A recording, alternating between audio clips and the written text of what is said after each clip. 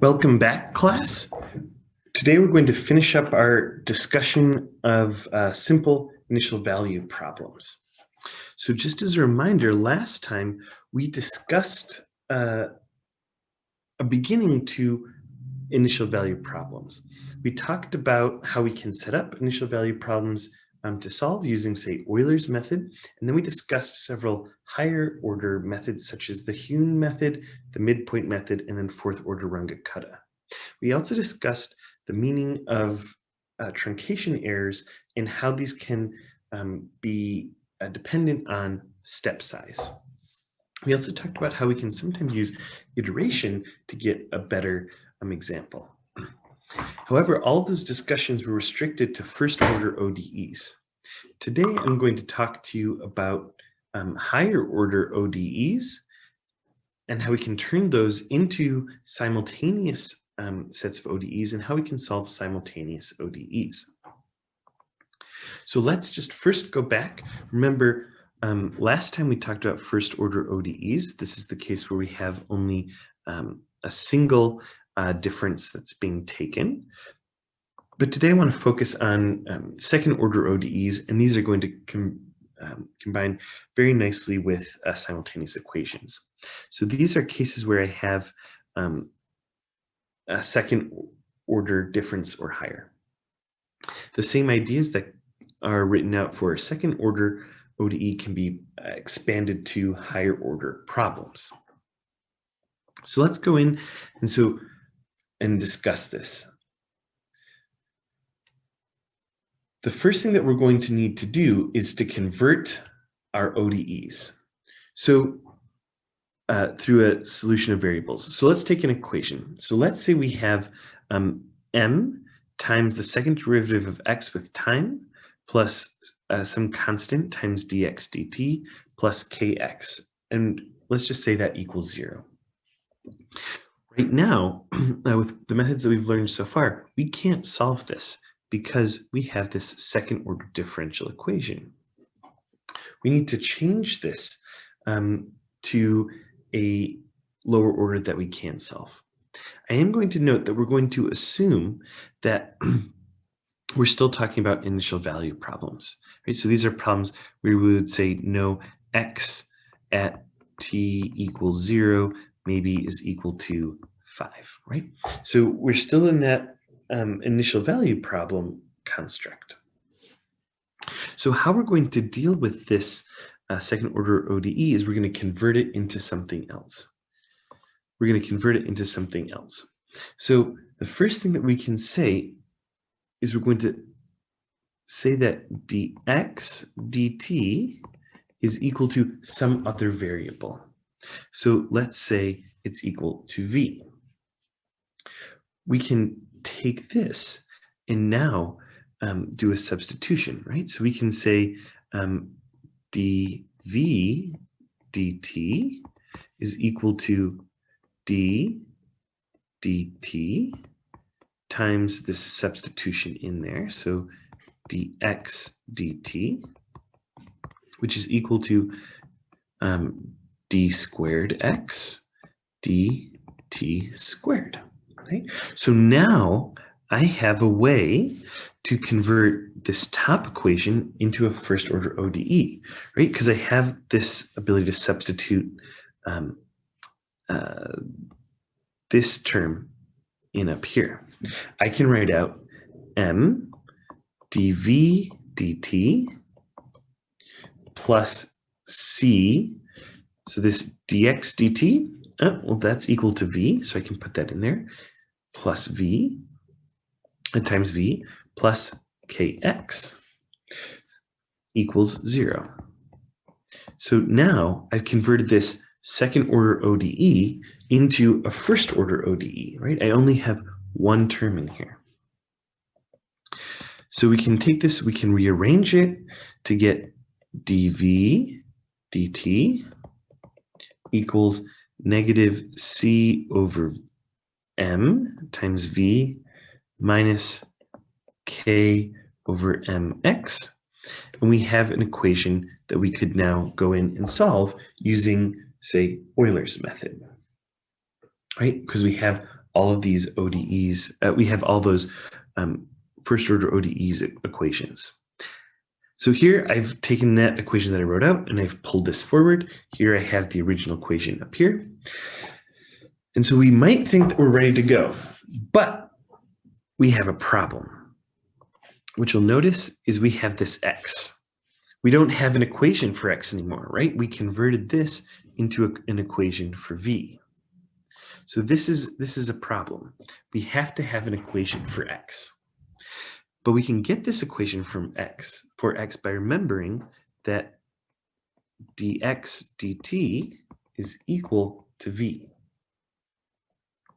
So we have a series of differential equations, a series of first order differential equations. I have 1 and 2. This top equation will tell me how v is changing with time, and then this bottom equation will tell me how x is changing with time. So I'm going to need the information from both in order to move forward. So now we've set up a series of equations. This is going to lead us right nicely into this idea of how we can solve systems of equations. So we're often going to come up as engineers having systems of differential equations. This can either be from that case that I just showed you on the previous slide, where we had taken a higher order differential equation and broken it up into a system of differential equations, or it could be a problem like in reaction engineering, where I have multiple concentrations changing with time, or concentrations and temperatures changing with time, or any sort of behavior like that, or in fluids where I have changes in maybe multiple flows with time or position. So the rest of this lecture is going to be dedicated to talking about how we can solve these systems of equations. Now, the solutions to these systems require that we have the same number of initial conditions as we have number of equations, right? So here we have n conditions for n differential equations, and they all have to be at the starting value of t. So they all have to align at the same spot in order to be still an initial value problem. If they don't all align at the same spot, we have to move to our boundary condition solving mechanisms, which we'll get to soon. Those tend to be a little bit more complicated. So now that we've got an idea of where systems of differential equations may come from, we can start talking about how we are going to solve them. We can use the same methods that we used for solving single equations for solving multiple equations. In this case, these one-step methods are applied for every equation at every step before we proceed to the next step. So we look at, equations 1 through 4 at t equals 0 before we look at equations 1 through 4 at t equals 1. We can use a multi-step system like the Runge-Kutta method, but we have to be very careful when we apply this, or else we may end up having missing information. Today, I'm going to walk us through both examples of using the Runge-Kutta method, but first we'll look at the simpler Eulerian case. Okay, so let's take an example. Here, we're going to consider a bungee jumper that's going to start, say, at x equals 0, at time t equals 0. And then at that time, he's going to jump down. And before that rope is going to catch him or her, or before that bungee cord catches him or her, the bungee jumper is in free fall. The equation that's going to govern that from physics is, of course, F equals ma, so force equals mass times acceleration. We can write that out and say that that equals g times m minus cd times the velocity squared. And we're going to solve the motion of the bungee jumper for 10 seconds with a step size of 2 seconds. Here I've provided some constants. So the acceleration due to gravity, g, mass, and then the coefficient of drag. We're going to look at not only the progress of the bungee jumper, but I'm also going to calculate the true error of the results. So I've already done this out for us, where we have the analytical solutions to the equations for velocity and position. So the first thing that we need to do is convert this equation into some sort of differential form that we can solve. So we can do this by saying acceleration is g minus c d over m times the velocity squared. So we need to change this into some sort of differential equation, because this just gives us an acceleration at any point for a given velocity. We can do this by remembering that my change in velocity with time is acceleration. So this gives us a first equation. So we have dv dt equals g minus cd over m times velocity. So this is going to be that function, and we'll call this function 2, that's going to be used in Euler's method. And so we can say that this is a function generally of t, x, and v.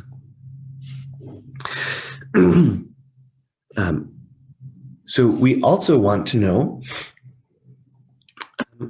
how the bungee jumper decreases in space with time. So here we can almost go backwards. We can say dx dt is equal to v.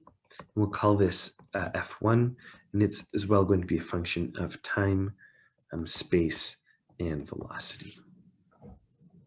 Okay, so now that we've got these set up, we can go in, we've got two simultaneous differential equations that need to be solved, and we can start solving them using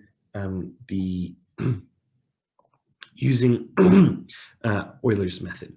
So here I've just pulled forward those two equations that we had, and so now we can calculate the individual pieces. So remember, with Euler's method, we need the current step plus some slope times a time step. So first, let's calculate the slope. So we'll take our x equation first. So dx dt is equal to v. We're at our first time step. So maybe we'll say that t equals 0. T equals 0.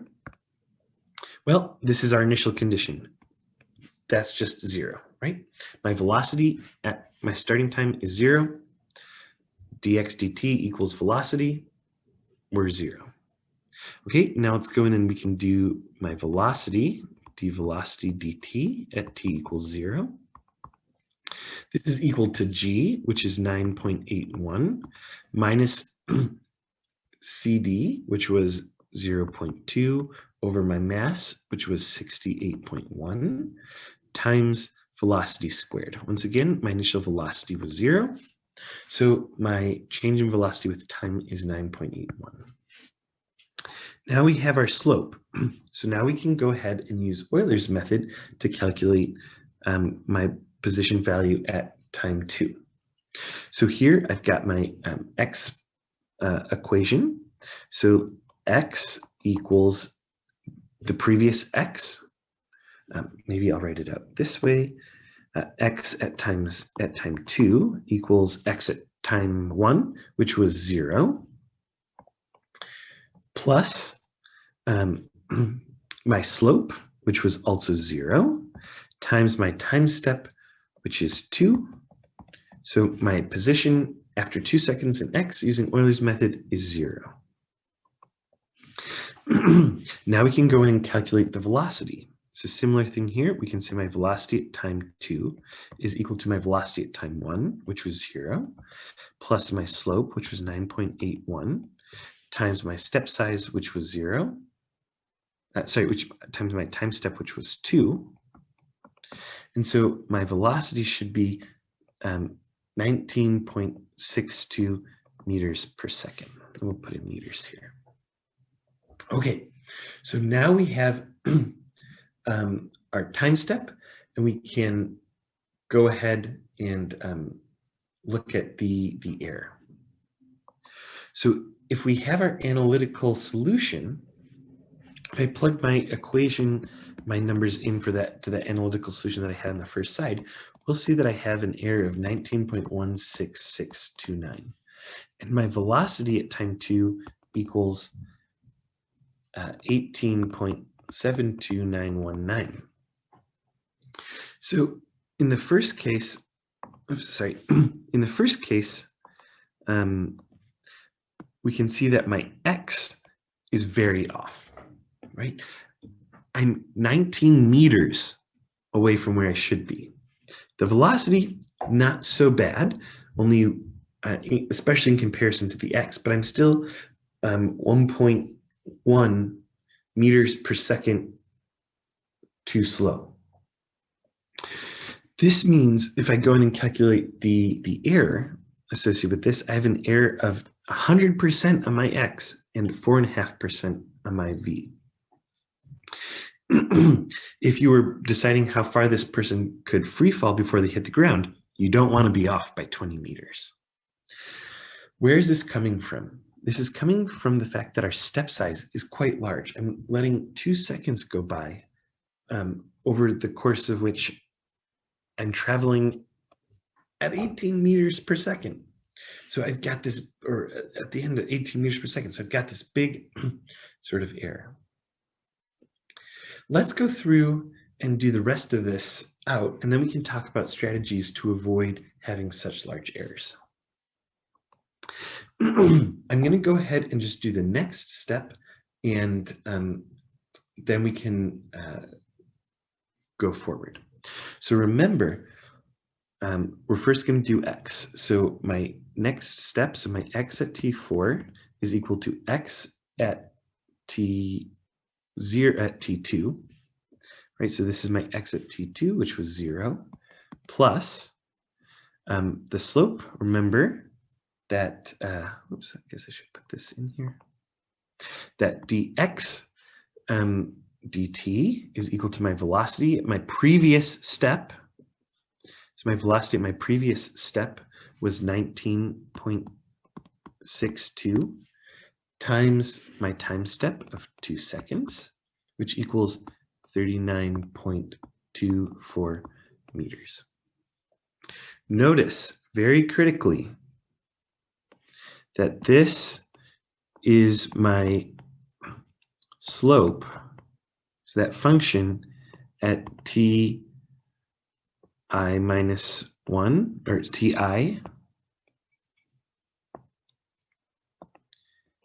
xi and vi, and this is at I plus 1, right? So I look backwards for everything. Okay, don't try to look forward, at your current step for some. It's not like the Gauss-Seidel where I want to use my best guess. No, we always look backwards to our previous step for everything. Otherwise, we're going to get this weird pattern of some variables being better than others. It's better to have all your variables have that same error so you can control things en masse. Next, we can look at the velocity at step 4. So here I take my velocity from my previous step, which was 19.62. And then I add in my function, that slope function. So this is 9.81 minus my coefficient of drag, so 0.25 over the mass, 68.1, times my velocity squared, right? I have to look backwards. So that was 19.62 squared times my time step of 2. If I do this all out, I get 36.41 meters per second. Okay, so the key thing is when I'm doing these steps, I always look backwards. So you'll be tempted to use your current information but don't. You have to look backwards. Okay, so we can repeat this until time is 10. I'm not going to do this all out, but here's the graph. So here we have our temp times, and then here I've put in the graph the true values. And then here we have our predicted values. We can see that initially my error is quite large. So right here I have 100% error and 5% error. As I continue making steps, my error for x actually decreases, while my error for t, or for v, sort of oscillates. It goes up and then comes back down. This is because, if you notice in the velocity, we're approaching the terminal velocity. So the amount that velocity is changing every single time step is getting smaller and smaller, so we're evening out. Because in this case, just in this case, because of the way we've done our method, that velocity from Euler's method isn't slowing down as much as the true value. So we're actually, some of those errors are canceling out. We can't guarantee that that's going to happen. So if we look and we see that we're getting these relatively big errors, we can go, whoa, not good. I need to slow down and make a slower time step. So it's always a good practice to go in and calculate your derivatives twice, where we would look at, instead of using the true error, you could look at the approximate error, where you would take your step size, say, and put it to be 1/2 your original step size, right? And so you could then compare the error from the smaller step size to the larger step size and see how you're doing. This error should vanish as you go to smaller and smaller step sizes, right? So that's that sort of same idea of taking an iterative approach. And it should collapse. It should collapse to the true value once you get a small enough step size. However, if you remember, when we're talking about just a single equation, Euler's method wasn't as accurate as the Runge-Kutta method. The same thing is going to hold true with simultaneous equations. However, we have to be much more careful when we calculate our steps. So I'm going to walk us through that now. So we're going to take the exact same problem statement that we had before, but this time we're going to solve it using a fourth order Runge-Kutta. What we have to do is we have to solve for the k's all together. I can't do, solve first for x, using k1, 2, 3, and 4, and then go back and solve for v using k's 1, 2, 3, and 4. I have to do them each step by each step, or I'm going to have potentially nonsensical solutions. So the first thing we need to do is determine our k1s. Remember, here are the equations for k1s, and then the idea with the Runge-Kutta is we're going to make our step size as a function of these k1s through k4. So k1 for our first equation, right, is this f1. So f1 of 0 for time, 0 for x, 0 for v. Right? My velocity is just my dx dt is v, so that means that since v is 0, my k1 is 0. We can go in and do k1 comma 2 for that second function. Here we still have 0, 0, 0. In this case, our equation is 9.81 minus 0.25 over 68.1 times my v squared, so 0 squared. So this gives me 9.81. Now I have to go in and calculate the K2s together at the midpoint. So I have to calculate my X and my V's at the midpoint before I can go on to calculate those K2s. So I have to take that sort of half step. So remember, we take our half step. So this is at t equals 1, which is going to be x0 plus k1 comma 1 times h over 2. So this is 0. So that's my initial x plus k1, which is 0, times 2 divided by 2, still 0. Now I can do my velocity. So this is v0 plus k1, 2, h over 2. So that's 0 plus 9.81 times 2 over 2. So my velocity at that half step size is 9.8. Notice, this is the same value that we had for a step size of 2, right? But now I'm approximating that is what's that 9.8 is happening at 1 second, not 2 seconds. Now I can actually go in and calculate these K2s, right? So I can now say that K2 comma 1 is my function value at time 1, x0, right? Because I'm going to take the x here, and v1, which is 9.81. Right? So because my dx dt is just equal to v, I have an answer of 9.81. So k2 comma 2 is a function still of 1, 0, and 9.81. And that we can then put in 9.81 minus the coefficient of drag over mass times velocity squared. So 9.81 minus 0.25 over 86.1 times 9.81 squared. And if I do this out, we get 9.4567. Well, this is actually slowed down. So this second estimate is a much lower value. This is telling us that this new,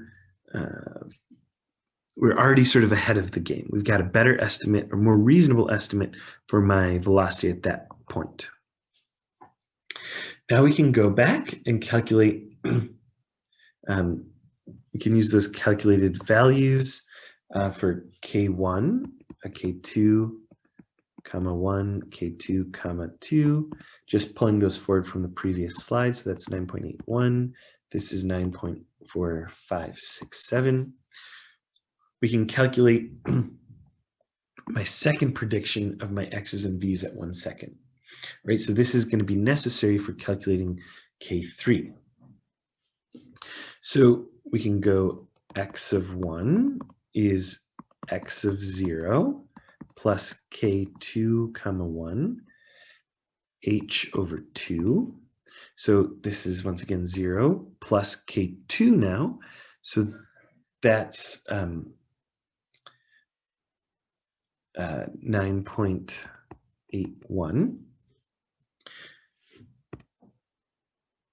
times 2 over 2.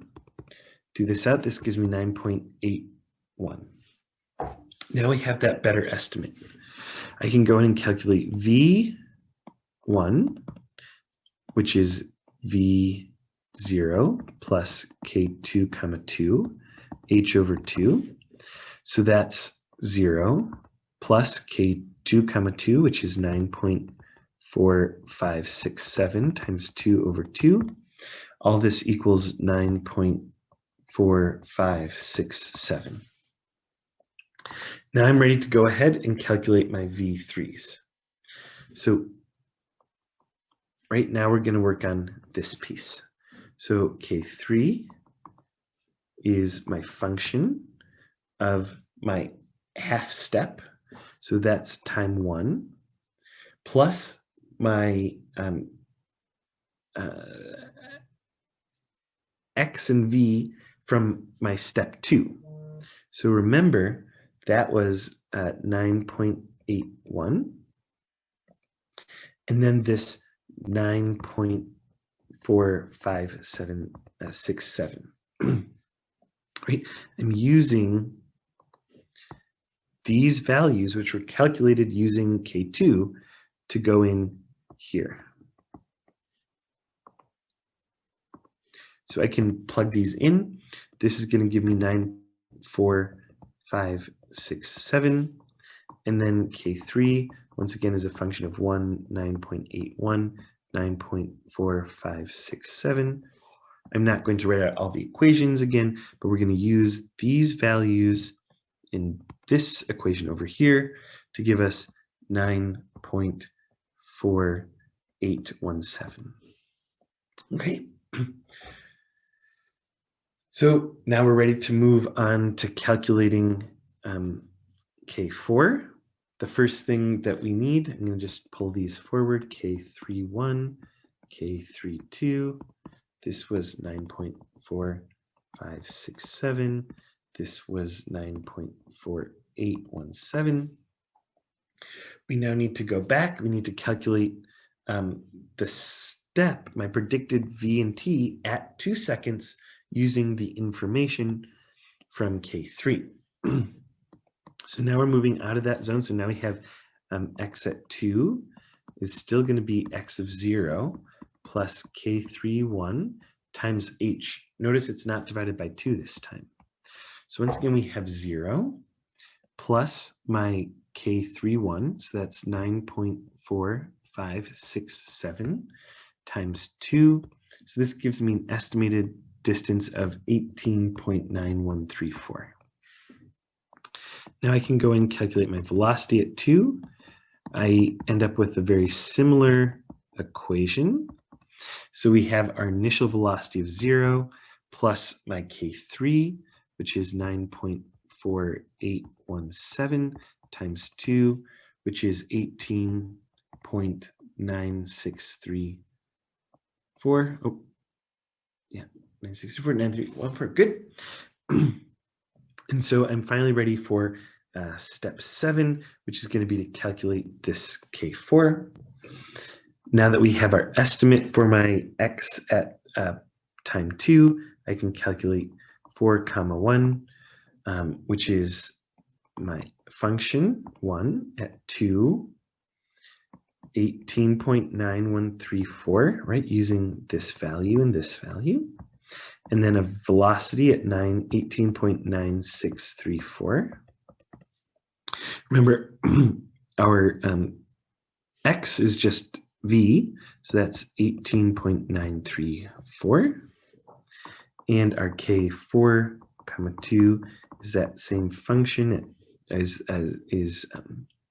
this function at 2, 18.9134. 18.9634. I can plug all of those values in, and my velocity is now my slope is 8.498. Notice how this is much lower than the velocities that I had predicted originally, right? It's 8 point, the slope is 8.4 instead of 9.81, and my slope for K4 for x is 18.9 rather than 0. Okay, so now I have K1, 2, 3, 4, so I'm ready to go ahead and calculate my actual estimate for these values using the Runge-Kutta method. So we say x at 2 is x of 0 plus 1/6 K1 plus K1, 1 plus 2 K1, K2, 1 plus 2 K3, 1 plus K4, 1 times my time step, so h. So let's go in and put in these values. My previous value for x was 0. So I get that 1/6. K1 was 0 plus 2 times my K2 value, which is 9.81, plus 2 times that K3 value, which was 9.4567, plus K4, which was 18.9634, times my time step, which was 2. If we do out all the math, I have my estimate for x at 19.1656. I can do the same thing for my velocity at 2. I'm going to just go ahead and start putting in the values. My initial velocity was 0. I have 1/6 times my K1 estimate of the slope, which was 9.81, plus 2 times K2, which was 9.4567, plus 2 times that K3 value, which was 9.4817, plus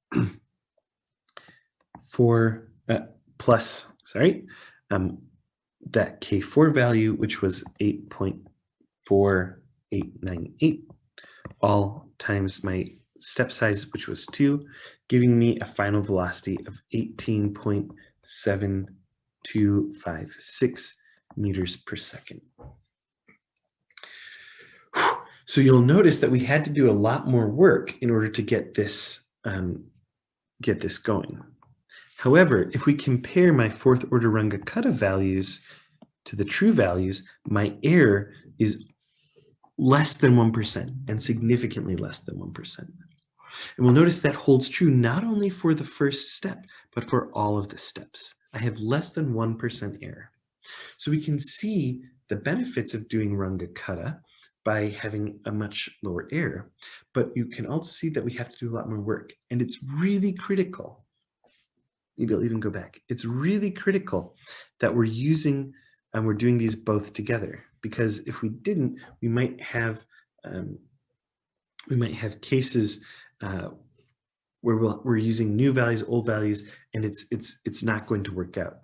So you have to be very careful when you're going through here that you're using that you're calculating those half steps and full steps every time for both every single simultaneous equation, so that you're carrying those proper values through.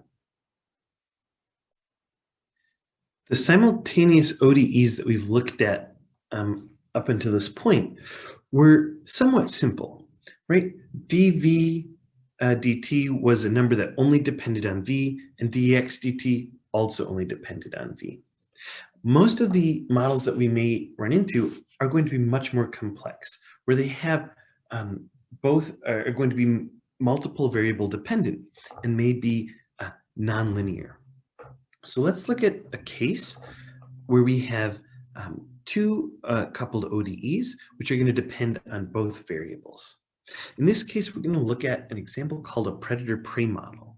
In this case, this was come up with by Vito Volterra and Alfred Luckta.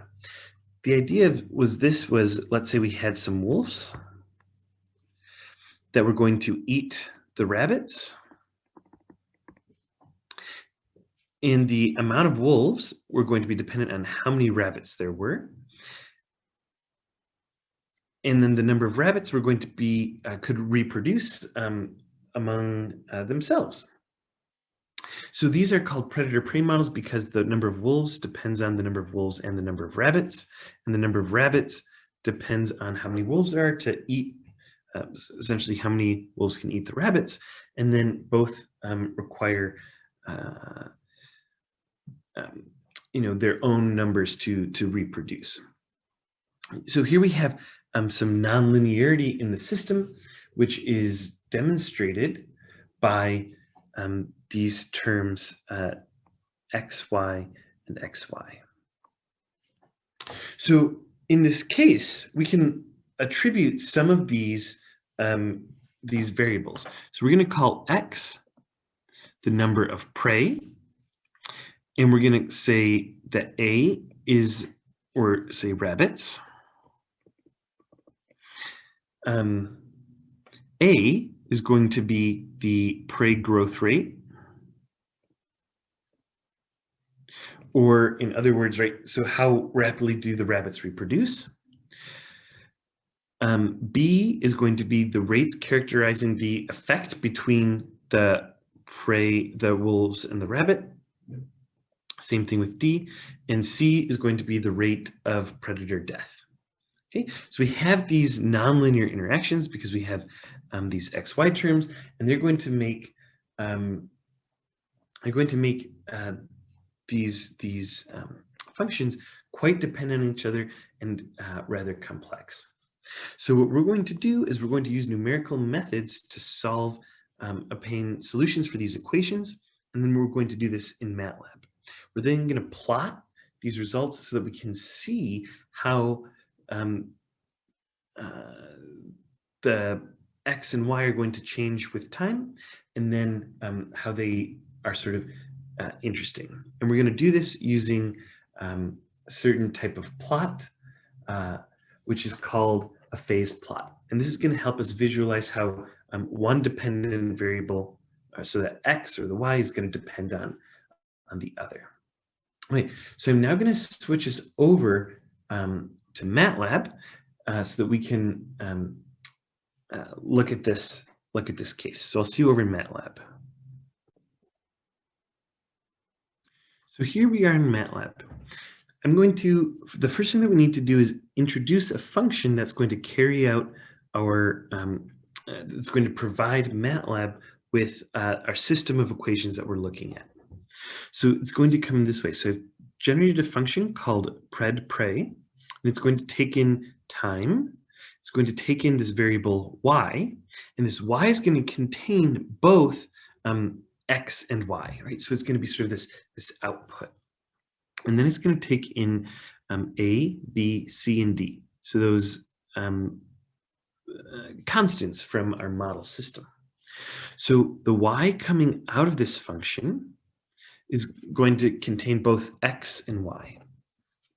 And it's going to contain this as a vector. So maybe put on the screen. So I can write in the equations. So this was dx dt, and then this was dy dt. So so y, if we sort of think about it, y is a vector that's going to contain dx dt and dy dt for a given x, y, a, b, c, and d. If we were looking at a different model that contained t, it could go in there as well. But in this case, we're not looking at that. So I'm going to take that out. So in here, we have a times y1, right? Which is, so y is going to contain, is a vector containing x and y. So that dx dt is a times x minus b times x times y. And then that next row, which contains dy dt, is negative c times y plus d times x times y. So this function is going to return my sets of derivatives. That's its whole job. I'm going to have a second equation that's going to be my Euler system. So this is going to go through and conduct a system of time steps using Euler's method. So we can see down here, we calculate that k, so that slope. It's going to call that dy dt for our given time that we're at, our given y variables, and then varg in, those varg ins are going to be that essentially a, b, c, and d. And so it's going to then conduct Euler's method. So my next set of y points, so y at I plus 1, And so, right, so this colon is in here to represent x and y, is equal to my old y's plus my slope. Remember here, my slope for Euler's method is just dy dt times my step size. So then this is going to march through, and it's going to create a set of y's, a set of t's, and then an array of those x's and y's. I'm going to do the same thing to show us what's happening with a fourth order Runge-Kutta. It's going to have the exact same form, returning t's and y's, putting these values in, but this time it's conducting a systematic Euler's method. Sorry, Runge-Kutta. So here we have K1, K2, K3, K4, and we calculate the midpoints of y for use in calculating K2 and K3 and K4. And we get phi, this time, is a mixture of K1, K2, K3, K4, all out to the end. So we have two different formulas, two different functions that are going to perform either the fourth order Runge-Kutta or my Euler system. Outside of here, I'm going to create a script. So this script is going to contain all the variables, and it's going to run my run the actual code. So I'm first going to input up here what h is, what my time step is, the span of time of what I'm looking for, and then my initial condition. So what is y 0? I then put in my constants, so my a, b, c, and d. So those are going to tell how the system is going to run. And then I'm going to call that Euler system, giving it that predator-prey model as the function to use. I submit my t-span, my y0, my space, and then those constants. Then I'm going to produce a few plots that's going to show the predator and prey, as well as the Euler time plot. So how do x and y change with time, as well as a phase plot. And we'll see what that looks like in a second. I'm going to essentially then do the exact same thing using fourth order Runge-Kutta here. So all I need to do now that I have all this set up is to run my model, and we'll see how this goes. So hopefully this is all still visible. We have my Eulerian plots up at the top. So we can see that at the initial point in time, I have two rabbits and half a wolf, which maybe doesn't quite make sense, but you can maybe think of them in the terms of thousands. And we start seeing that as my rabbits take off, the number of wolves increases, which causes the rabbits to decrease, which then causes the wolves to decrease, and we see this behavior. And we see that as I go, I start seeing these oscillations. This would indicate with time, I'm going to get more and more rabbits just as time is going on. We can see this in terms of the phase plot. So over here, I've plotted the number of prey versus the number of wolves. We can see we start at this center point, and as I'm going through my loops, I am continually expanding outwards. So this doesn't quite make sense, because this is saying that at a given number of wolves, I'm going to have different number of rabbits.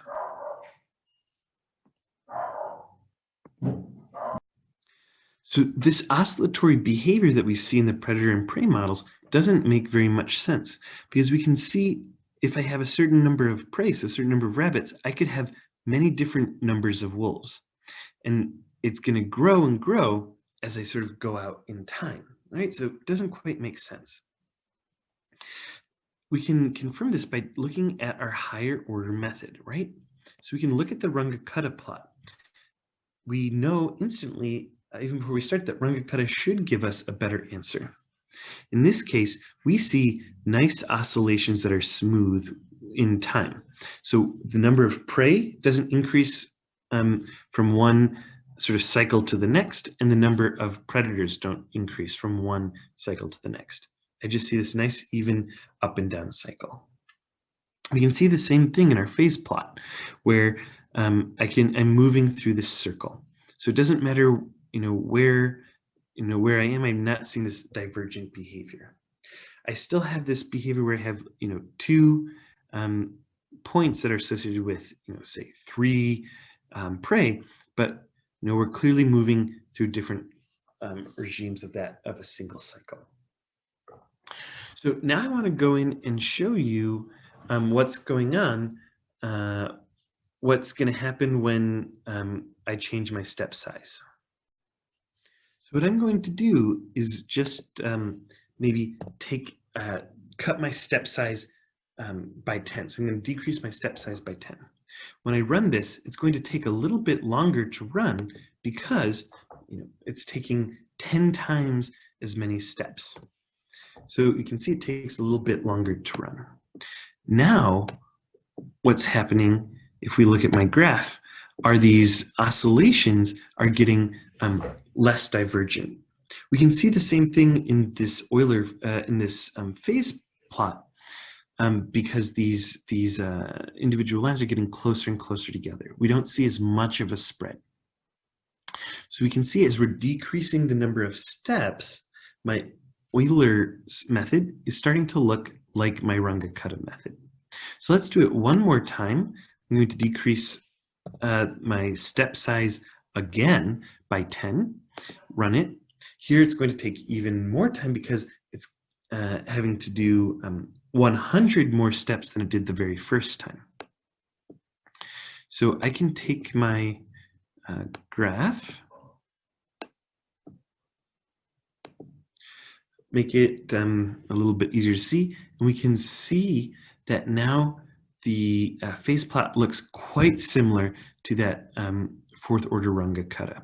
Still not quite as solidified. We see a little bit of spread because of the number of times around this loop, but we're almost there. So what this is showing us, not only do we have we seen a little bit about these interwoven systems, but we can also see the criticality in picking our step size, right? So I had to take 100 more steps with the Euler's method than I had to take with the fourth order Runge-Kutta, and I still didn't get exactly the true solution. So remember, even though Euler's system may be guaranteed to work, it's going to require many more and many more small steps in order to converge. Same thing as compared to the fourth order Runge-Kutta. So no matter what you're doing, though, it's always a good idea to go in, decrease the step size. Just make sure that you're at a stable solution. You've made that step size small enough that you're not carrying any method based errors through your system. I want to look at one further example where we can have these cases of nonlinear models and systems of nonlinear models. So Edward Lorenz came up with what are called the Lorentz Equations. So these equations were developed to study atmospheric models and atmospheric fluid dynamics. In this case, we can say that temperature variance in x, y, and z can lead to different changes in behavior. According to these three models, we have dx dt, which is time, equal to negative sigma x minus sigma y, dy dt equals r x minus y minus xz, and dz dt equals negative bz plus xy. Once again, we have one equation that's sort of a linear model based on x and y, but then we have these nonlinear terms here for y and t. We're going to use that. We're going to do sort of the same thing that we did with the predator-prey models, but with the Lorentz equations. Here, we're going to use a few different values, and we're going to employ an initial condition of x, y, and z equals 5, and use this with the Runge-Kutta method. We're going to see how subtle effects can affect our method. So I'll see you back over in Matlab. So here we are back in Matlab. Here I've made a function that's very similar to our predator-prey model. This time I'm calling it Lorenz, and we're going to take in A, B, and R just like we saw in the model of our systems.